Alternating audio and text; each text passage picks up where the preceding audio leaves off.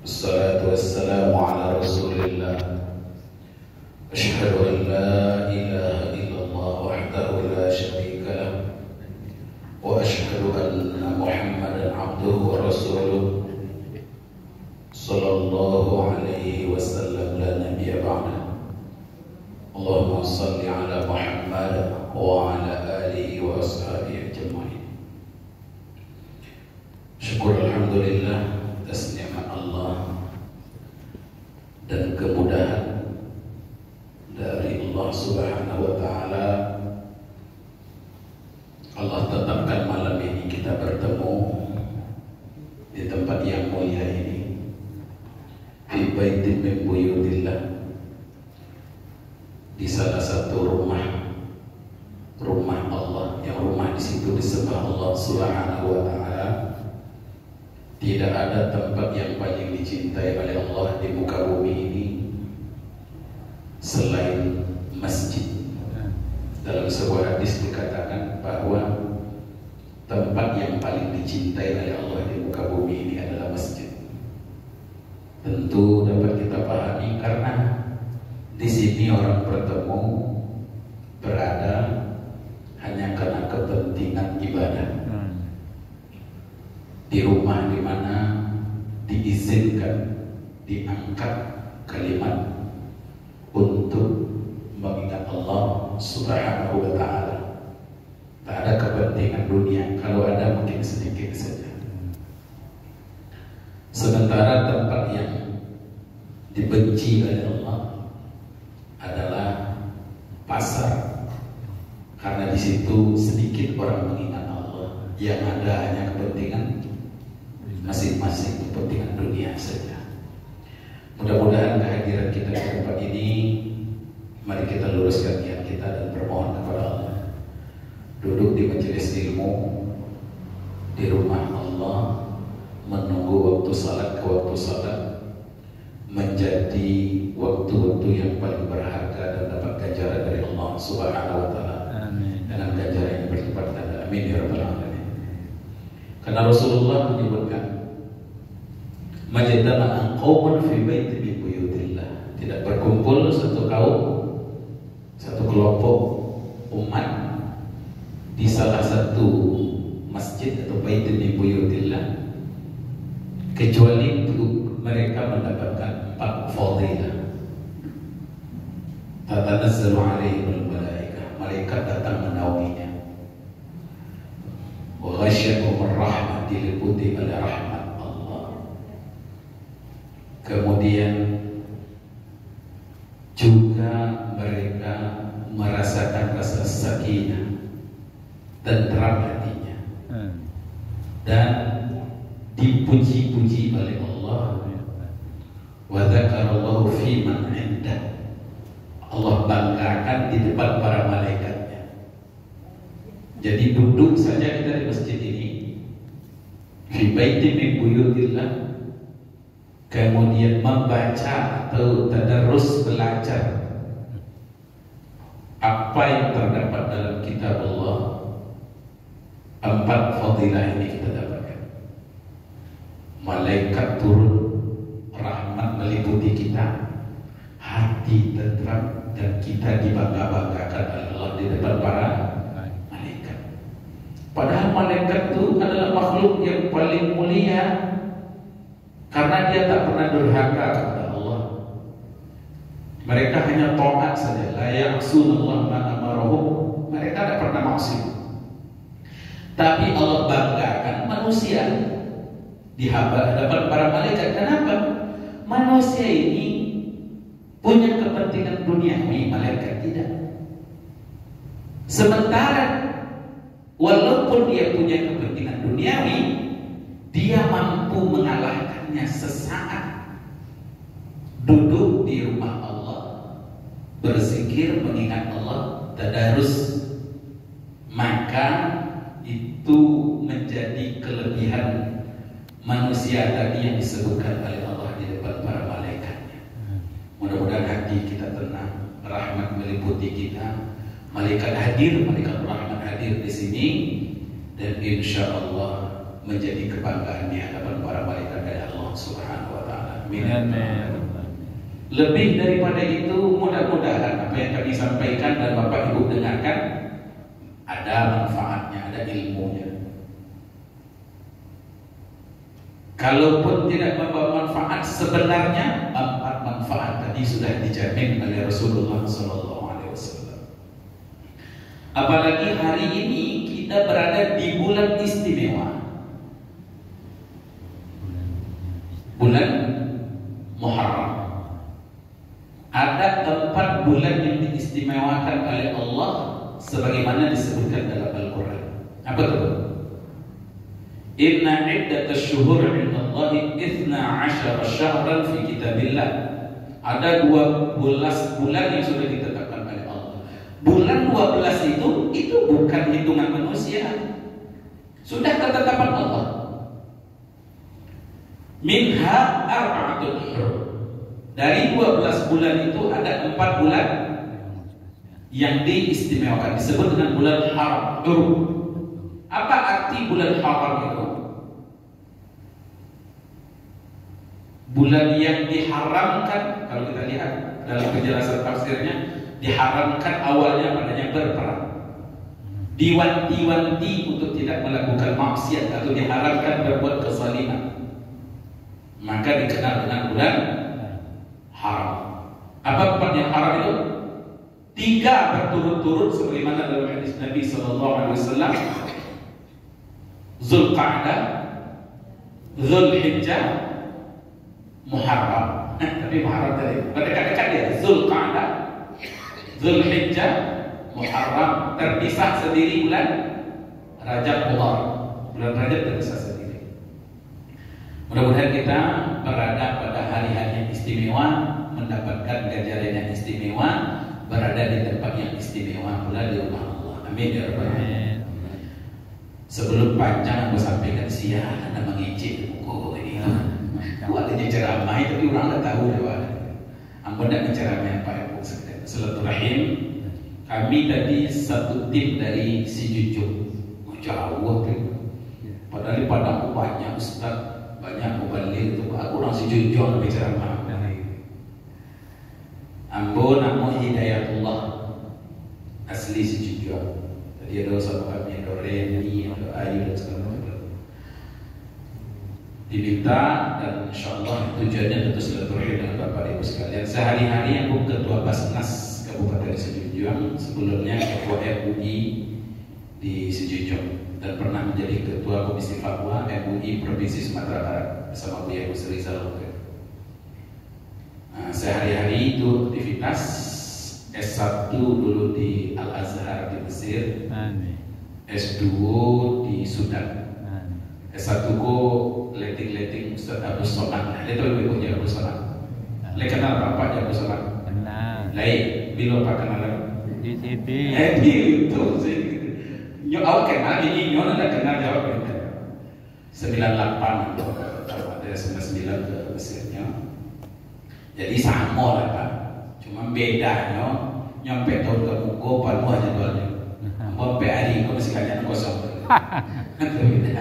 LCM ada lah yang sama tentang beliau.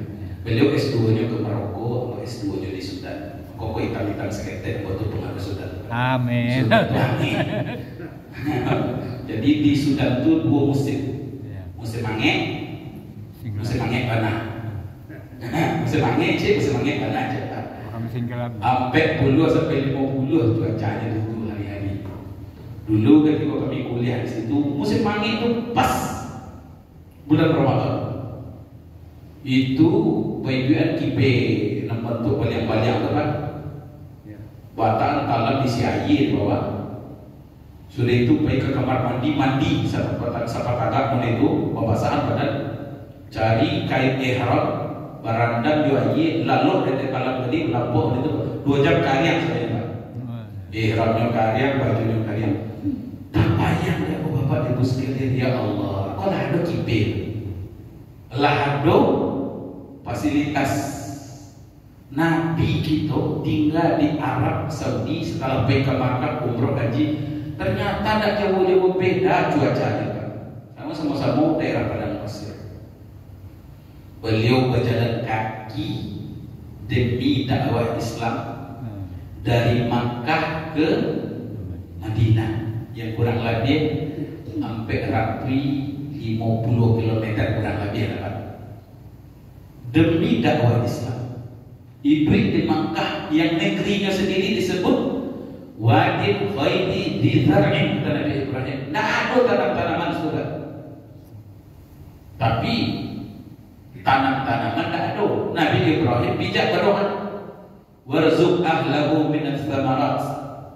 Beliau tidak meminta tanaman, Pak. Nabi minta buah-buahan. Ya Allah, beri rezeki penduduk negeri ini dengan buah-buahan. Maka sampai kini kok batang buah-buahan jarang sebenarnya, Pak. Tapi kok buah-buahan langka di situ.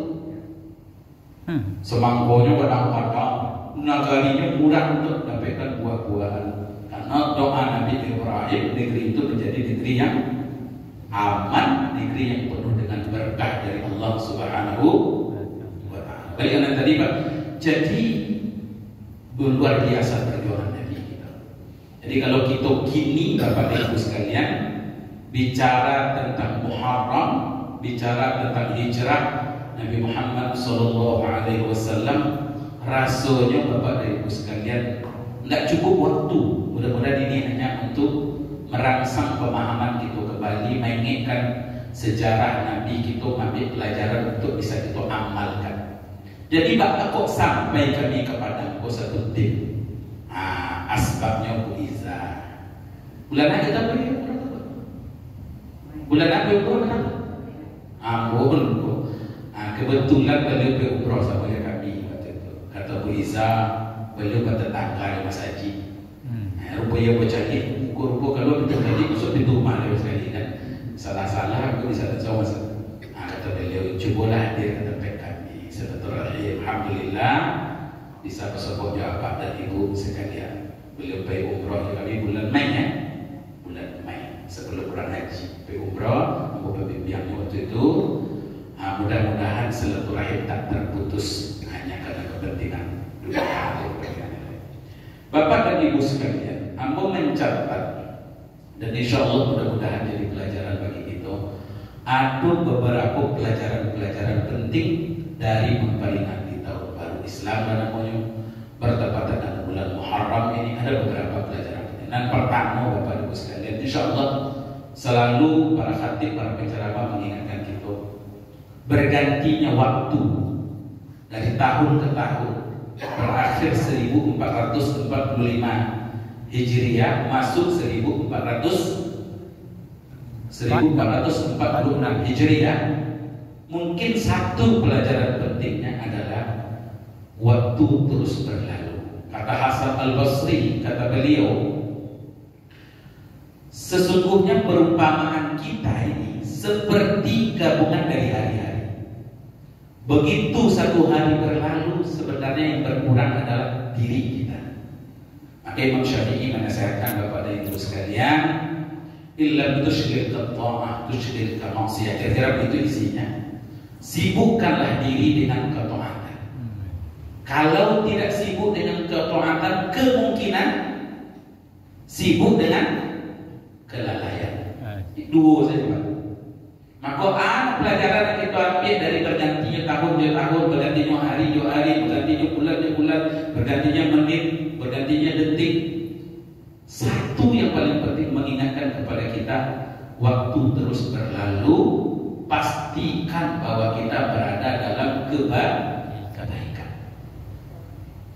Apalagi hidup di zaman ini, Pak, banyak yang bisa menyita waktu kita. Gara-gara HP ini saja bisa berjam-jam tak sadar kita. Balik-balik dari YouTube ke Facebook, Facebook ke Instagram, baca berita, lihat ini, gosip itu, segala macam, habis berjam-jam waktu kita. Nah, perlu kita pertanyakan, itu kebaikan atau tidak? Jadi pahala atau tidak? Kita tidak lihat orang lain, tapi kita mengingatkan bahwa kehidupan ini akan terus berlalu. Yang perlu kita bandingkan diri kita dengan diri kita. Maka hadis Nabi menyebutkan, siapa yang hari ininya lebih baik dari hari yang sebelumnya, maka dia adalah orang yang beruntung. Kalau sama, rugi, sama rugi. Karena modal bertambah sementara tidak terjadi perbaikan. Kalau kurang, celaka. Kenapa? Modal habis tapi tidak untung. Makin lama makin berkurang, makin lama makin berkurang. Lama-lama Bapak dan Ibu sekalian tidak mendapat apa-apa, sia-sia kehidupan kita. Maka memang yang perlu kita pastikan adalah ada perbaikan diri kita dari hari ke hari. Namun beberapa kali Bapak dan Ibu sekalian mencoba menengahi perbedaan pendapat dan berselisih orang soal masalah fikih-fikih yang ringan-ringan saja, termasuk sholat berjamaah. Masih ada jamaah yang komplain imamnya tidak tepat baca Al-Fatihahnya. Ini masih banyak kan? Patang itu ada membaca Bismillahirrahmanirrahim, Ar-Rahmanirrahim. Ada orang yang takut umurnya sudah 55, sudah 60 tahun tidak berani jadi imam. Atau ada yang berani jadi imam tapi tak benar. Sebenarnya tidak ada masalah ada orang yang mau jadi imam, semangat jadi imam, baru sadar, baru tobat ingin jadi imam atau ingin lebih baik, tidak ada masalah. Asal mau memperbaiki diri. Ini banyak Pak, ini jadi bahan rebutan mi'rab ini. Sehingga kamu melihat di antara penyebab orang malas ke masjid itu salah satunya Pak. Di masjid banyak konfliknya. Konflik yang paling banyak konflik berebut jadi muazzin, berebut jadi imam. Syukur tadi sini ada imam tetapnya. Anak tadi berbisik, "Bapak mau jadi imam tadi Pak?" Berbisik apa? Ustaz jadi imam. Karena etikanya masjid yang sudah ditetapkan imam tetapnya tidak ada hak orang lain untuk mendahuluinya. Di tempat lain seakan-akan biarlah bergilir berebut untuk mendapatkan tempat ini. Padahal kalau dia salah nanggung dosa semuanya. Jamaah lepas. Tapi ada orang merasa bangga menyorong ke depan. Kita bertanya tadi, siapa imam tetap? Aku bisa di Ustaz silakan jadi imam. Kenapa tidak ada silakan Ustaz? Adabnya memang dia punya hak. Tapi di sana Pak ada yang ribut. Padahal tak mau pula memperbaiki diri. Tidak bisa membedakan antara sa dengan sya. Tidak bisa membedakan antara o dengan ka. Tidak bisa membedakan antara za dengan za. Jadi imam. Jadi lesamu sudah tahu batang di sawah ya Pak. Jadi kadang-kadang pernah kejadian Bapak Ibu sekalian pengalaman kami dengan Pak Dr. Zulkarnain waktu itu yang pernah jadi ketua MI Solo. Kami habis acara di asrama haji pemilihan ketua MI, sehingga kami di salah satu masjid Kota Padang. Rakaat pertama kami masbuk sedang wudhu Pak. Kadang-kadang bacaannya kok gak aneh, kok maksudnya tidak pas tadi. Padahal Pak Zulkarnain juga. Yang setelah itu oke lah, nah apa ini kalau salah ya Bapak mau Pak Dirana. Di setelah rakaat kedua kan apa? Surah. Tidak ayat yang baca. Aku kalau tidak salah hanya baca ketika itu doa Allahumma inni a'udzubika minal khubuthi wal khaba'ith. Setelah waladdallin amin Allahumma inni astagfirullahaladzim. Selesai kami sholat, kami baca beberapa nama itu maksud. Cina soal dikatakan kami Pak. Jadi marasul ya rasanya. Salah atau Bapak dan Ibu sekalian, jadi banyak kejadian. Maka sebenarnya dengan pergantian tahun, kamu selalu dicekkan. Ayat yang paling banyak dibaca dalam sholat kita, Qul hulu. Kalau di kampung Qul hulu, Qul huwallahu ahad. Surah Al-Ikhlas sama. Ini apa ya? Andai kata kita mau memperbaiki diri, kalau nggak sampai 50 sampai 60, Rasul juz 30 itu lancar. Ya Pak. Sabari saya sehari jadilah. Jaga sabari sehari deh. Satanah baris sehari. Sekali baris itu Pak. Bara sudah nyentuh Bapak Ibu sekalian. Insya Allah sehalaman sebulan. Kalau setengah baris, kalau sebaris di Mobileri bisa kita sehalaman. Iko bukan Bapak Ibu hanya untuk biasanya makin mirip di beberapa instansi Bapak Ibu sekalian. Fikih salat saja padahal umurnya sudah 40, 45 masih banyak yang terlalu kalau disampaikan. Ambo kecil. Pernah ada pertanyaan Ustaz, mana benar sebenarnya? Tidak kusuk sembahyang aduh orang modeko sembahyang. Tahiyatnya, ada orang modeko saja. Ada orang modeko mana baca Ustaz? Ada Pak? Ada orang bertanya tu. Ambo kecil, batu deh itu orang bertanya. Tak kusuk sembahyang Ustaz mencari-cari komputer-komputer. Kesalahan apa? Adalah mengajari orang baca dia. Sunnahnya dan ketentuan itu melihat pandangan mata selain saat tahiyat ke tempat sujud kita, ke tempat sujud kawan. Ketika tahiyat melihat ke telunjuk kita. Oke lah, tapi kadang-kadang kedua sedang tak sholat, apa orang sedang sunat, apa orang. Pertanyaan itu sebenarnya boleh-boleh saja, tapi menunjukkan bahwa wawasan kita tentang fikih yang dasar saja kita mesti. Ketika kita Bapak Ibu Saudara tentang fikih salat ini, ternyata banyak orang yang masih mengandalkan kemampuan fikihnya ketika masih mengaji di surau dulu, dan tidak ada diperbaiki. Padahal Bapak Ibu, apa yakin banyak yang pegawai mungkin pensiunan, ketika bekerja dulu, jarak-jarak sekian bulan, ada pelatihan, ada seminar, ada pembekalan. Kadang orang mana yang tidak peduli saja, anak dapat dulu itu saja. Jadi apa yang ingin disampaikan? Sebenarnya bergantinya waktu, bergantinya hari, bergantinya bulan, bergantinya tahun, satu yang harus kita evaluasi, meningkatkan kualitas ibadah kita. Itu satu. Yang kedua, terkait dengan bulan Muharram juga akan mengingatkan kita akan hijrahnya Nabi Muhammad Sallallahu Alaihi Wasallam 1445 tahun yang lalu. Walaupun kalau Bapak Ibu baca dalam literatur Islam, Nabi hijrah bukan pada bulan Muharram. Para pakar sejarah lebih cenderung mengatakan hijrah itu terjadi di bulan Safar sampai Nabi di bulan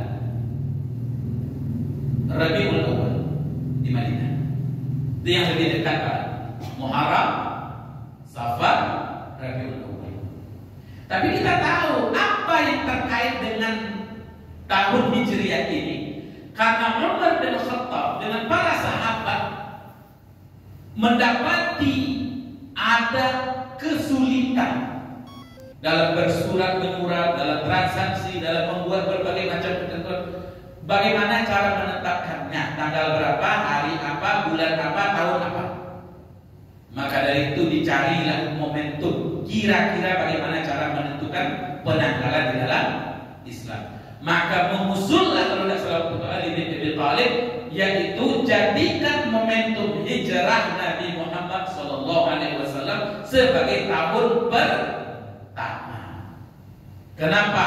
Karena memang Bapak dan Ibu sekalian, satu potongan sejarah yang paling penting dalam kehidupan Nabi yang merubah wajah dunia dan termasuk membawa kebaikan kepada kita kalau dah hijrah Nabi wallahu a'lam. Hanya dengan hijrahnya Nabi SAW, pergerakan dakwah yang lamban di Mekah terjadi perubahan yang drastis ketika Nabi telah hijrah ke Madinah. Di Makkah hanya beberapa orang saja yang masuk Islam, dan itu dalam tekanan yang luar biasa.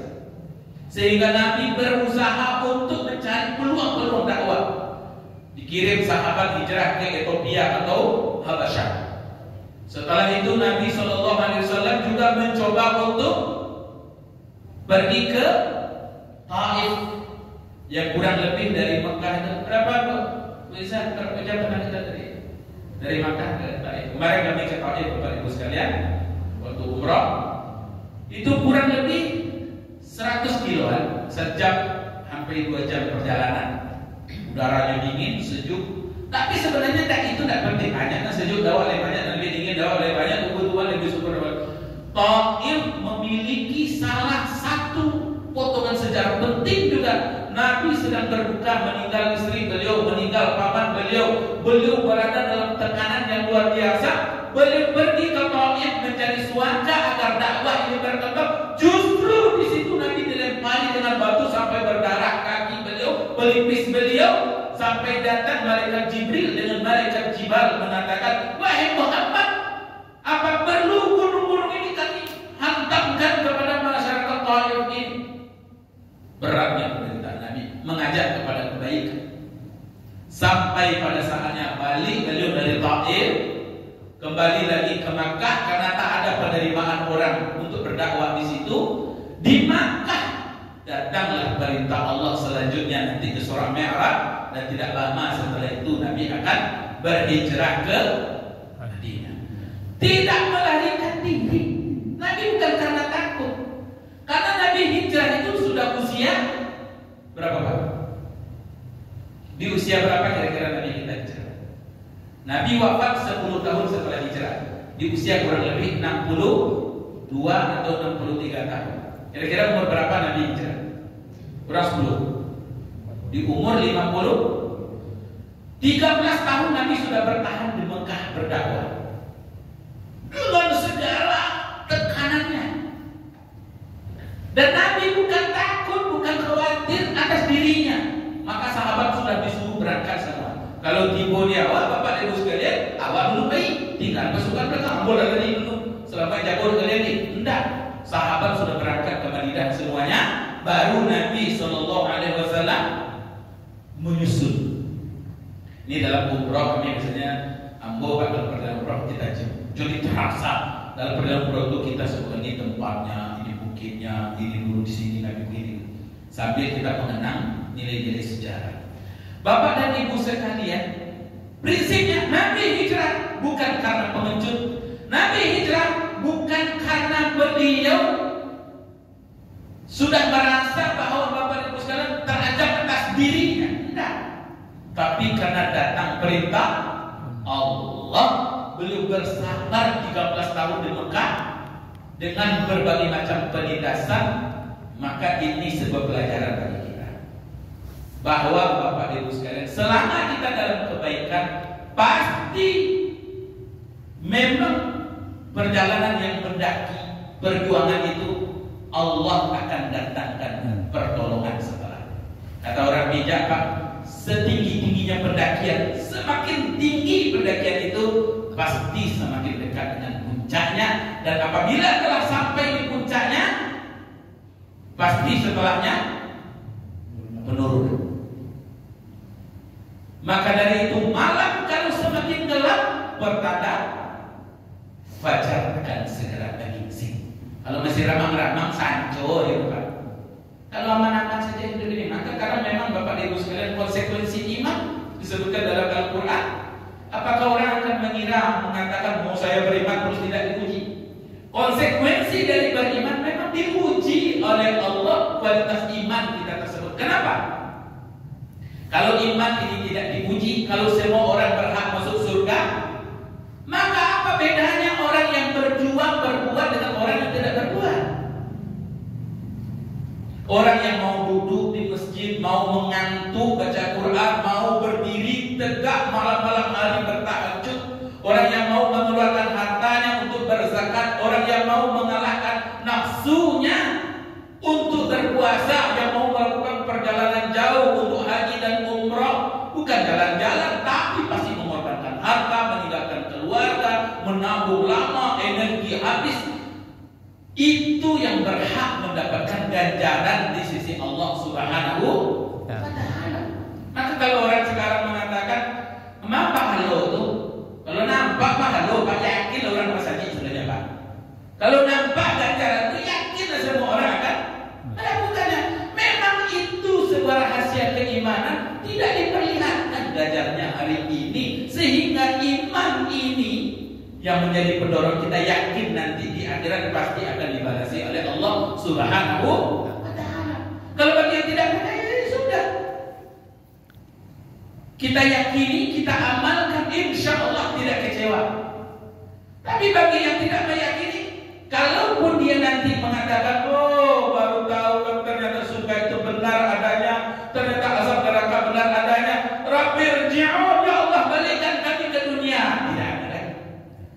Ini perjalanannya Pak, perjalanan waktu yang tidak pakai gigi mundur.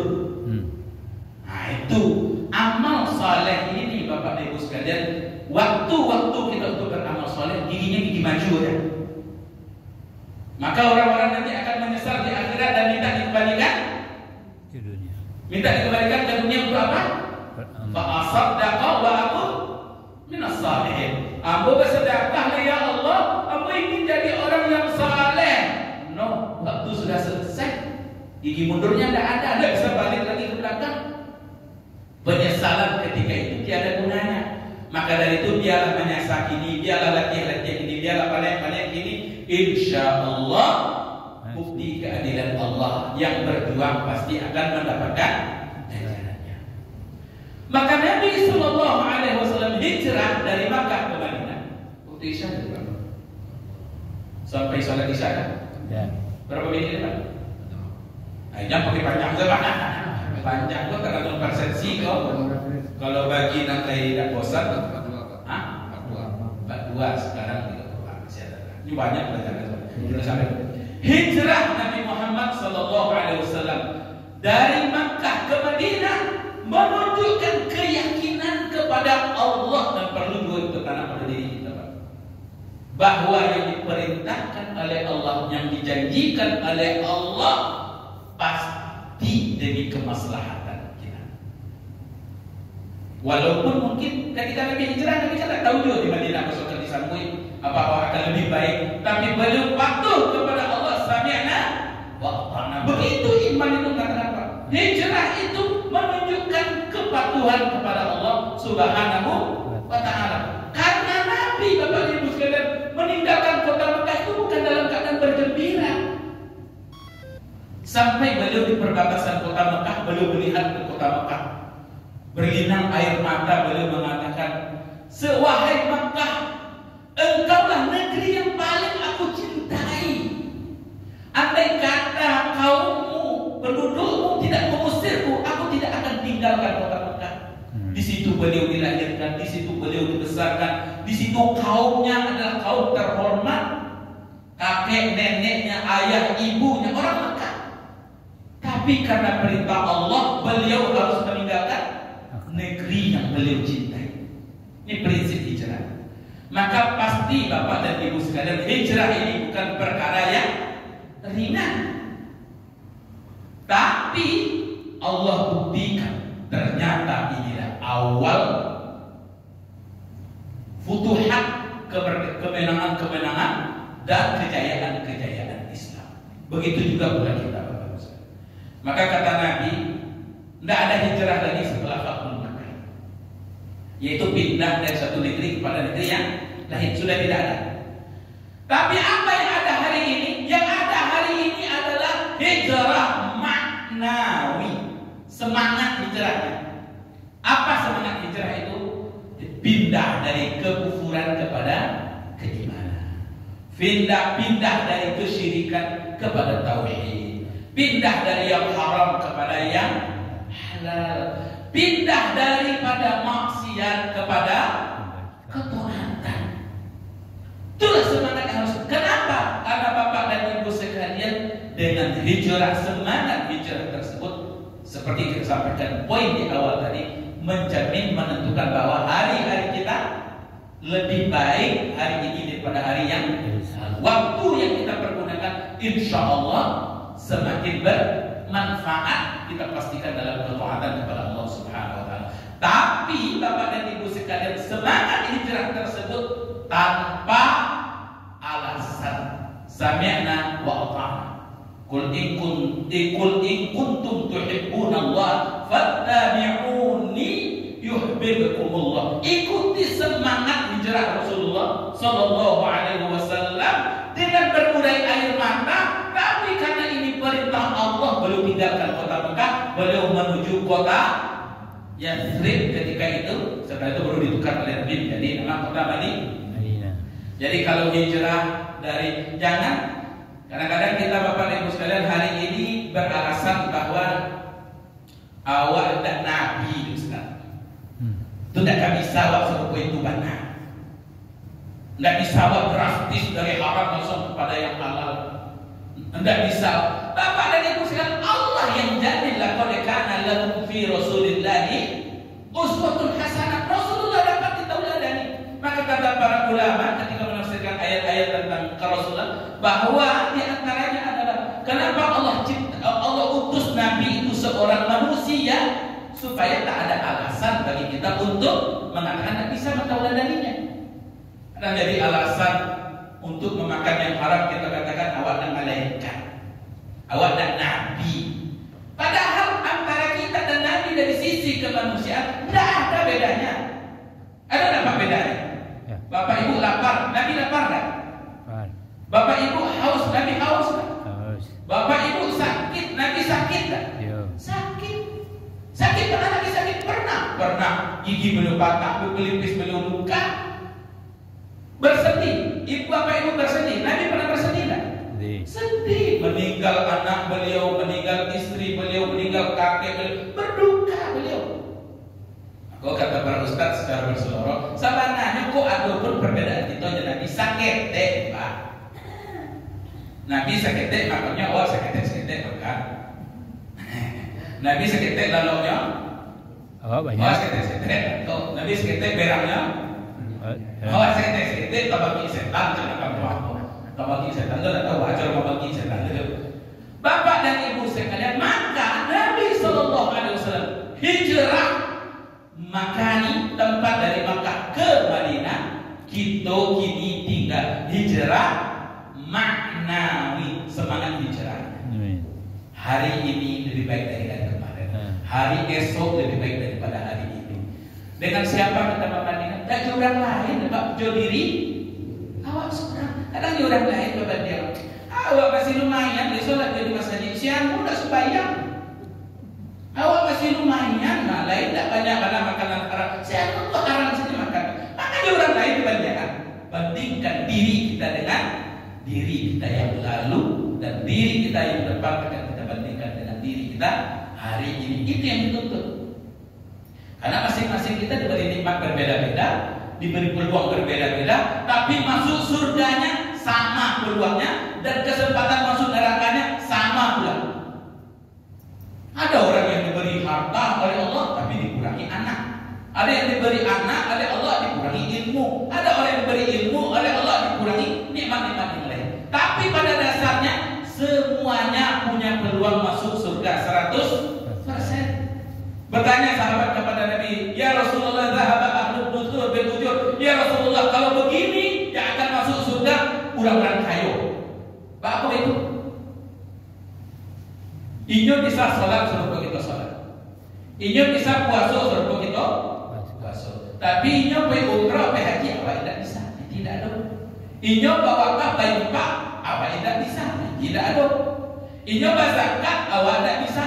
Kata Nabi, banyak cara menandinginya. Kalimat subhanallah, alhamdulillah pun dihitung sebagai sedekah. Mengangkat barang, menolong orang mengangkat barangnya sebagai sedekah. Tabassumika fi wajhi akhika shadaqah. Tersenyum pada saudaramu juga sedekah.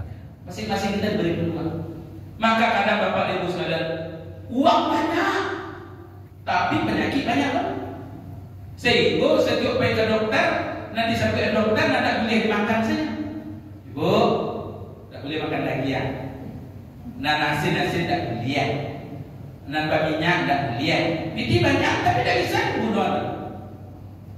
Aduh gitu Bapak dan Ibu sekalian, seleruku pantangnya pantang kesobok saja. Pembali tidak ada.